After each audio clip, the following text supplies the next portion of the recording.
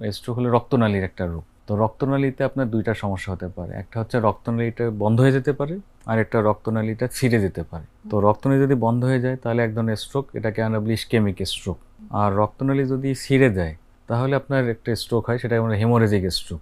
Haemorrhagic স্ট্রোককে আমরা আবার mainly ২ টা ভাগে ভাগ করতে পারি।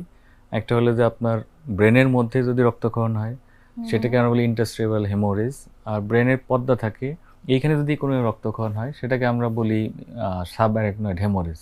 তো একটা হলো যখন আপনার কোনো একটা রক্তনালী বন্ধ হয়ে যায়, বন্ধ হয়ে গেলে ওই রক্তনালীটা ব্রেনের যে অংশটাকে সরবরাহ করে, তো আমরা যখন রক্ত চলাচল করে রক্তের মধ্যে কিন্তু খাবার থাকে, মানে কোনো একটা আমাদের এই ধরেন স্কিনে যে আছে, স্কিনের জন্য তো আপনার খাবার দরকার।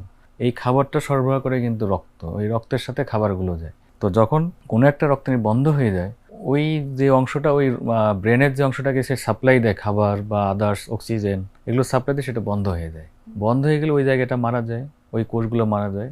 এর পাশে চারদিকের একটা বড় অংশ জুড়ে এই অংশটায় কোষগুলো মারা যায় না, কিন্তু কোষগুলো আপনার মৃতপ্রায়, মানে আস্তে আস্তে আস্তে আস্তে মারা যেতে থাকে। যখন বেশি সময় ধরে এই রক্তনালীটা ব্লক থাকে তখন ওই কোষগুলো মারা যায়, তখন আপনার মারাত্মক সিচুয়েশন হয়।